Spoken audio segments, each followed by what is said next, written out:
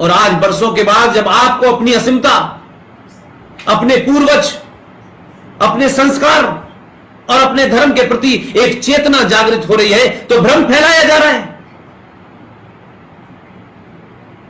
पहली बात तो कुछ लोग हिंदुत्व के ठेकेदार हो कैसे गए? ये कथा बांचने वाले लोगों ने हमको ज्ञान देना शुरू कर दिया। ये उनकी निजी राय हो सकती है। हमारे इमोशंस, हमारी संवेदनाओं को जिस तरीके से आपने उसका दोहन किया, हम आपका सम्मान, आपको उस आसन पर इसलिए बैठे देखना चाहते हैं कि आप सनातन की बात कर रहे हैं, आप धर्म की बात कर रहे हैं, आप राजनीतिक लोग नहीं हैं। आपको यह नहीं बताना है कि मौला रे मौला क्या है और अली क्या है। यह ज्ञान देना है तो गेरुआ बस का चोला छोड़े और सफेद कपड़े पहने और बात करें समाज में। हमारी आपके साथ भावनाएं जुड़ी हुई हैं। आप हमारी भावनाओं पर चढ़कर के गद्दी के इतने बड़े उस पर पीठ पे बैठेंगे और वहां बैठ करके ज्ञान देंगे कि इसमें क्या फर्क चल रहा है, यह आपकी निजी राय नहीं हो सकती। और जब आप सार्वजनिक पद पे आ जाते हैं और सार्वजनिक जीवन में आ जाते हैं, तब आपका निजी कुछ नहीं होता। यह पाखंड नहीं चलेगा, यह हमारा निजी जीवन है और यह हमारा सार्वजनिक जीवन है। कौन लोग हैं जो इस देश के अंदर इस तरीके का फ्रॉड फैलाने पे लगे हुए हैं? इसलिए मैं बार बार कहता हूं, आप कुछ लोगों को दुश्मन माने, लेकिन दुश्मन आपके अंदर बैठा हुआ है, आपकी सोच में, आपके विचार में, आपके आचार में है, आपके बिहेवियर में है। हजारों साल की गुलामी ने आपको कमजोर कर दिया, लेकिन पिछली 4 जनरेशन इस गुलामी की तरफ नहीं देखना चाहती। वो आज में जीना चाहती हैं और आज के मसले आज के हिसाब से तय करना चाहती है। आज का युवा ये सवाल पूछता है, भाई मेरा बाप सबसे ज्यादा टैक्स देता है, मेरी मां इनकम टैक्स देती है, हम बिजली का बिल भरते हैं, पानी का बिल भरते हैं, लेकिन 30 करोड़ लोग इस देश में न बिजली का बिल भरने को तैयार है, न पानी का बिल तैयार है, और इस देश में आग लगा देंगे, बरसे तोड़ देंगे, स्टेशन जला देंगे। भाई ये क्या मतलब है? हमारी सब्सिडी से लोग हज भी करने जाएंगे, हमारी सब्सिडी से लोगों को खाना भी मिलेगा, गैस भी मिलेगी। भाई ये कब तक चलेगा? तो ये झूठ और पाखंड 21वीं सदी का युवा मानने के लिए तैयार नहीं है। इसलिए बात तथ्यों पे होगी, और जिसको ये तथ्य पसंद नहीं आते, जिनको इन तथ्यों से परेशानी होती है, वो फिर हमारे साथ नहीं है और हम उनके साथ नहीं है। अगर इस देश में जफरुल इस्लाम जैसा ब्यूरोक्रेट संवैधानिक पद पर बैठने के बाद, अगर उपराष्ट्रपति के पद पर बैठने वाला हामिद अंसारी मरदूद, मुनाफिक, मक्कार, दंगाई, जिहादी भारत के संविधान के उच्च पद पर बैठता है और पद से उतरते ही कहता है कि मुसलमान डरे हुए हैं, तो दिल्ली का माइनॉरिटी कमीशन का चेयरमैन जो पढ़ा लिखा है, ब्यूरोक्रेट है, ये किसके एजेंडे पे काम कर रहे हैं? क्योंकि हिंदू न चीजों को पढ़ता है, न पढ़ के उनकी एनालिसिस करता है। तो जो लोग बिना तथ्यों के अपनी भावनाओं पे कोई नैरेटिव बना लेते हैं, ये उन्हीं के बनाए नैरेटिव हैं। हिंदू मुस्लिम भाई भाई, गंगा जमुना तहजीब, हमारे पुरखे तुम्हारे पुरखे। यह कायरता की निशानी है कि आप सच बोलने से डरते हैं और आप किसी को खुश करने के लिए अपना तिलक बंद कर देते हैं, चुटिया बंद कर देते हैं, धोती बंद कर देते हैं कि नहीं, हमें सबका दिल जीतना है। तो दिल तो इस देश में, इसी देश के इतिहास ने, पृथ्वीराज चौहान ने भी 16 बार दिल जीता था भाई। किसने नहीं जीता था? गुरु गोविंद सिंह ने भी जीता था। यह दिल जीतने की ख्वाहिश जिनको है उनको रहे, लेकिन अब जिनको इस देश में रहना है, उन्हें इस देश की मेजॉरिटी का दिल जीतना है। और जब तक मेजॉरिटी संतुष्ट नहीं होती, यह देश नॉर्मल नहीं रहेगा।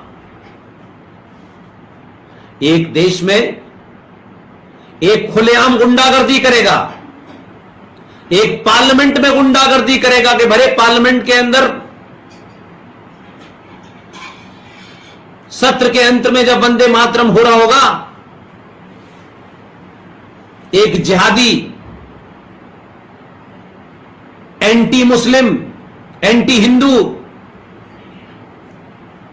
संबल का एमपी शफीकुर रहमान बख्श सबके सामने खड़े होकर निकल के चला जाएगा लोकसभा से कि मेरा वंदे मातरम में यकीन नहीं है। अगर तुम्हारा वंदे मातरम में यकीन नहीं है, जो भारत के संविधान का हिस्सा है और पार्लियामेंट के अंदर वो बचता है, तो फिर तुम्हें इस पार्लियामेंट में बैठने का भी तुम्हें हक नहीं है। इसलिए हम मेजॉरिटी में हैं। हमने अपने कभी मेजॉरिटी होने का ना घमंड किया ना दम भरा, लेकिन हम मेजॉरिटी में हैं इसलिए हम पिटने के लिए नहीं बने हैं। हम मेजॉरिटी में हैं इसलिए कायर बनने के लिए नहीं बने हैं। हम मेजॉरिटी में हैं तो हम सच बात नहीं कहेंगे। हमें मालदा में डराओगे, हमें कश्मीर से मार के निकाल दोगे, हमें कैराना में डराओगे, हमें संबल में, मेरठ में, मुरादाबाद में, अलीगढ़ में, आजमगढ़ में, सब जगह तुम हमारी हत्या करोगे, लेकिन हम मेजॉरिटी में हैं इसलिए हमें नहीं कुछ कहना चाहिए। ये पाखंड जब तक हम जैसे लोग हैं नहीं चलने देंगे। ये गलतफहमी लोग दिमाग से निकाल दें। ये 21वीं सदी का सनातनी और हिंदू है। उसने वो किताबें नहीं पढ़ी हैं जो इरफान हबीब ने या रोमिला थापर ने या आर.एस. शर्मा ने लिख दी हैं। इसके पास पढ़ने के बहुत सारे सोर्स ऑफ इंफॉर्मेशन है। इसके पास बहुत सारी और दूसरी इंफॉर्मेशन है दुनिया की जो कोई रोक नहीं पा रहा है। और जब इंफॉर्मेशन आती है आपके पास और जब आप इंफॉर्मेशन को करेक्ट तरीके से पहुंचती है तो उसकी एनालिसिस भी ठीक होती है, और जब उसके पास इंफॉर्मेशन ठीक होगी उसका इंटरप्रिटेशन भी ठीक होगा। यूं ही देश में बदलाव नहीं हो रहा, और बदलाव को मैं सत्ताओं तक सीमित नहीं रखता। हमारे देश में एक ट्रेंड बन गया था कि सत्ता बदलेगी तो समाज बदल जाएगा, क्योंकि सत्ता की दलाली करते करते इस समाज ने, सत्ता की चाटुकारिता करते करते इस समाज ने यह भूल गए कि सत्ता समाज नहीं बनाती है। मैं मानता हूं पहले समाज के सोचने का नजरिया बदलता है, निगाह के सामने जो तस्वीर आती है वो बदलती है। अब उस तस्वीर में चाचा नेहरू नहीं है, उस तस्वीर के अंदर सुभाष चंद्र बोस है, छत्रपति शिवाजी महाराज हैं, वीर सावरकर हैं। और तस्वीर बदलने से जहन बदलता है, जहन बदलने से दिल बदलता है, और दिल बदलने से आप बटन बदलने की शक्ति में बटन भी बदल जाता है। और जब सही जगह बटन दबाते हैं तो सत्ता बदल जाती है। इसलिए समाज एक परमानेंट इकाई है, सत्ता आनी जानी है। अगर समाज को सही तरीके से सच बताया, समाज में अवेयरनेस क्रिएट कर दी, तो सदियों तक जो इस देश के गद्दार हैं, जो देश को अंदर से तोड़ना चाहते हैं, जो हमारे हिंदू संगठनों से मिलकर के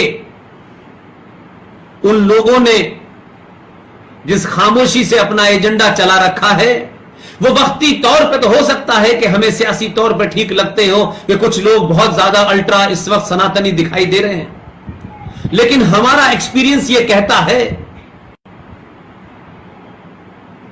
कि 25-30 करोड़ में से 2-4 लोग आपके साथ अगर खड़े भी हो जाएंगे, उससे वो 30 करोड़ नहीं बदलने वाले।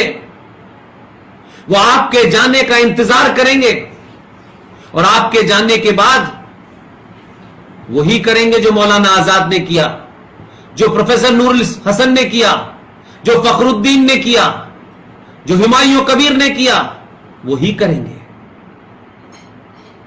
इसलिए समाज बदल जाए, समाज की सोच बदल जाए, तो सत्ता पे हजारों साल तक सनातनी ही बैठेगा। इसलिए सत्ता एक बार बदली, दो बार बदली से काम नहीं चलेगा। सत्ता भी बनाए रखना है और सत्ता को भी यह एहसास कराना है कि हमने आपको बदला है, सड़क बनाने के लिए नहीं बदला।